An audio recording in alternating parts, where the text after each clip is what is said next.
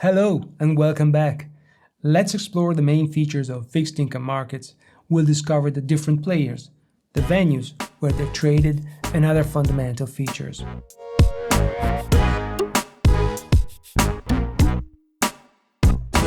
the last lesson, we delved into the foundational aspects of bonds, also known as fixed income securities, exploring their basic features. In this lesson, we will shift our focus to a broader and more dynamic perspective, the markets in which these securities are traded.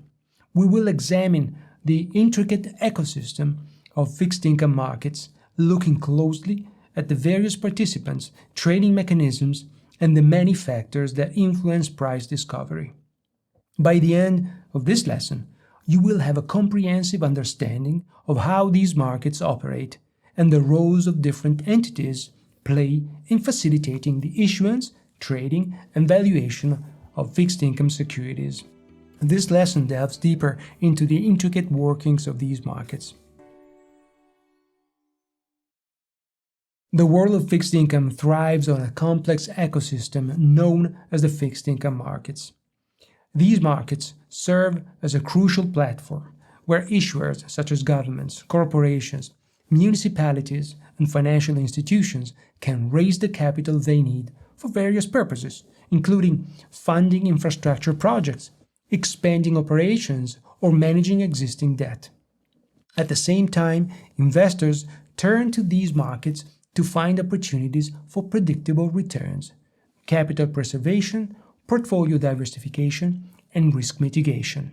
This lesson delves deeper into the intricate workings of these markets, offering a comprehensive look at the diverse participants involved, including issuers, investors, underwriters, brokers, dealers, market makers, rating agencies, and regulatory bodies. Each of these players fulfills a specific role, contributing to the overall functionality and efficiency of the market. We will also explore the different trading mechanisms that facilitate the buying and selling of fixed income securities. This includes the over-the-counter, also known as OTC market, which dominates fixed income trading with its flexible but less transparent transactions, and electronic trading platforms that offer increased transparency, efficiency, and anonymity. Additionally, we will discuss securities exchanges, which list certain types of fixed income instruments like corporate bonds and exchange-traded funds, also known as ETFs. An aspect of this lesson is understanding the factors that influence price discovery in the fixed income markets. We will examine how interest rates, creditworthiness, maturity, liquidity, market sentiment, and supply and demand interact to determine the prices of fixed income securities. Through this detailed exploration, you will gain a thorough understanding of the fixed income markets, from the roles and interactions of various market participants to the mechanisms and factors that drive price discovery. Before we jump in, don't forget to grab the must-haves for this lesson, the notes and the slides. Fixed income markets are bustling with a diverse range of players, each fulfilling a specific role.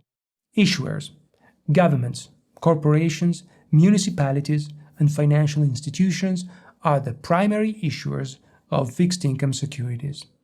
They tap into these markets to raise capital for various purposes, such as funding infrastructure projects, expanding operations, or managing debt. Investors. A wide range of investors participate in fixed income markets, seeking income, capital preservation, portfolio diversification, and hedging opportunities. These include individuals and, more importantly, institutional investors like pension funds and insurance companies, investment banks, and asset managers. Underwriters. Investment banks often act as underwriters, facilitating the issuance of new fixed income securities. They perform due diligence on the issuer, structure the offering, and market the securities to potential investors. Brokers and dealers. Brokers act as intermediaries, connecting investors with sellers of fixed income securities. Dealers hold their own inventory of these securities and buy and sell them for their own account, profiting from the bid-ask spread. That is the difference between the price at which they're willing to sell and the price at which they're willing to buy. Market makers. These firms continuously quote bid and ask prices for specific fixed income securities, ensuring market liquidity and facilitating efficient trading. Rating agencies. Credit rating agencies like Moody's, S&P Global, and Fitch Ratings assess the creditworthiness of issuers and assign credit ratings. These ratings play a crucial role in determining investor demand and the pricing of fixed income securities. Regulatory bodies. Regulatory bodies like the Securities and Exchange Commission in the United States, the Financial Conduct Authority in the UK, the Bundesanstalt für Finanzdienstleistungsaufsicht, or more simply known as BaFin in Germany, oversee the activities of market participants and assure fair and orderly trading practices. Fixed income securities are traded on various platforms, each with its own characteristics. Over-the-counter, OTC market. This decentralized market dominates fixed income trading. Transactions occur directly between two parties, also negotiated by brokers or dealers. OTC trading offers greater flexibility but can be less transparent than exchange-traded markets, also known as securities exchanges. Electronic trading platforms. Electronic trading platforms have emerged as a significant force in fixed income markets. These platforms provide transparency, efficiency, and anonymity in order execution. Securities exchanges. While less common for traditional fixed income securities, some exchanges list specific types of instruments like corporate bonds and exchange-traded funds that hold fixed income portfolios. The primary market for fixed income securities is where new bonds are issued and sold directly to investors. The secondary market involves the buying and selling of existing bonds among investors, typically through exchanges or over-the-counter transactions, providing liquidity and price discovery. The price of a fixed income security in the market is determined by the interplay of various factors. Understanding these factors is crucial for investors seeking to make informed decisions. Interest rates. The prevailing level of interest rates in the economy significantly impacts fixed income prices. Generally, when interest rates rise, the value of existing fixed income securities with lower coupon rates tends to decrease. Conversely, when interest rates fall, the value of existing securities increases. Creditworthiness. The credit quality of the issuer is a very important factor. Bonds issued by entities with higher credit ratings, lower default risk, typically command a lower yield than those issued by entities with lower credit ratings. Maturity. The time remaining until the security matures also influences its price and yield. Generally, bonds with longer maturities are more sensitive to changes in interest rates compared to bonds with shorter maturities. Liquidity. The ease with which a security can be bought or sold in the market affects its price.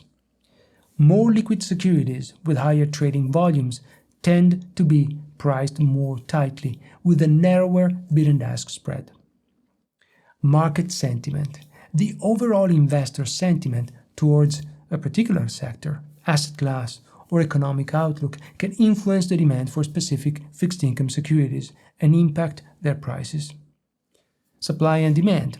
Ultimately, the price of a fixed income security is determined by the interplay of supply, number of securities available for sale, and demand, number of investors willing to buy in the market. Fixed income markets are further segmented based on the type of security being traded. Treasury market. This market focuses on government-issued securities, such as treasury bills, notes, and bonds. It is considered the most liquid and benchmark market for fixed income instruments. Corporate bond market. This market encompasses corporate bonds issued by companies across various industries and credit qualities. Municipal bond market. This market deals with the municipal bonds issued by local governments and municipalities. Mortgage-backed securities, MBS. This market includes securities backed by mortgages, where the underlying cash flows come from the principal and interest payments made by homeowners. The fixed income market pulsates with the activity of issuers seeking capital and investors hunting for predictable returns. Among these issuers, governments and corporations play a dominant role, shaping the landscape of debt financing. Governments across the globe rely on issuing fixed income securities, commonly known as government bonds, to finance expenditures. These expenditures can encompass a wide range of areas, including infrastructure development, social programs, national defense, and debt service. What are the motivations for issuance? Financing budget deficits. When government spending exceeds tax revenues, a budget deficit arises. Issuing bonds allows the government to bridge this gap and finance its ongoing operations. Managing debt structure. Governments may utilize bond issuance to manage their existing debt portfolio. This could involve refinancing maturity debt at lower interest rates or extending the maturity profile of their debt. Stimulating economic activity. By issuing bonds and injecting money into the economy, governments can aim to stimulate economic growth. Which types of government bonds are issued? Treasury bills. Short-term debt instruments with maturities ranging from a few days to 1 year. They are typically sold at a discount and redeemed at par value at maturity. They are zero-coupon bonds. Treasury notes. Medium-term debt instruments with maturities ranging from 2 to 10 years. They offer coupon payments at predetermined intervals. Treasury bonds. Long-term debt instruments with maturities exceeding 10 years. They also offer coupon payments at predetermined intervals. Which considerations for government issuance can we make? Interest rate impact. Government borrowing can influence prevailing interest rates in the economy. Excessive issuance can lead to higher interest rates, potentially crowding out private sector investments. Debt sustainability. Governments need to ensure that their debt levels remain sustainable in the long term. Excessive debt burdens can lead to credit rating downgrades and higher borrowing costs. Investor confidence. Investor confidence in the government's ability to repay its debt is crucial. Political and economic stability play a vital role in attracting investors to government bonds. What are the motivations for issuance? Corporations tap into the fixed income markets by issuing corporate bonds to raise capital for various purposes. This capital can be used to fund expansion projects. Companies may issue bonds to finance the construction of new facilities, development of new products, or entry into new markets. Facilitate acquisitions. Bond issuance can be a strategic tool for companies to acquire other businesses, allowing them to expand their market share or product portfolio. Manage debt structure. Similar to governments, corporations may use bond issuance to manage their existing debt portfolio, refinancing debt at lower rates or extending maturities to improve cash flow. Repurchase stock. Companies may issue bonds to raise funds for share buybacks, which can increase stock price and enhance shareholder value. Which type of corporate bonds? Investment-grade bonds, issued by corporations with higher credit ratings, indicating a lower risk of default. These bonds typically offer lower coupon rates compared to high-yield bonds. High-yield bonds, or junk bonds, issued by corporations with lower credit ratings, indicating a higher risk of default. These bonds offer higher coupon rates to compensate investors for the increased risk. Convertible bonds. These bonds can be converted into a predetermined number of shares of issuing companies' common stock at the investor's discretion. Callable bonds. These bonds granted the issuer the right to redeem the bonds before maturity at a predetermined price. Which considerations for corporate issuance? Credit rating. A company's credit rating significantly impacts the interest rate it pays on its bonds. Lower credit ratings lead to higher borrowing costs. Market conditions. Favorable market conditions with low interest rates present an attractive opportunity for companies to issue bonds. Financial health. The overall financial health of the company, including its profitability, debt-to-equity ratio, and cash flow generation, influences investor demand for its bonds. Covenants. Bonds may contain covenants that restrict the issuer's activities, such as limitations on additional debt issuance or dividend payments. These covenants protect investors but can also limit the company's flexibility. Indexes play a major role in tracking the various features of both equity and bond markets. While individuals are likely more familiar with equity indexes such as the S&P 500, the Dow Jones Industrial Average, the DAX, and the FTSE 100, there are also fixed income indexes that track the bond market, which is much larger than the stock market. The focus of equity indexes is on tracking the performance of a selection of stocks, typically the largest and most liquid companies in the market. And stock markets are highly liquid, with frequent trades providing transparent pricing.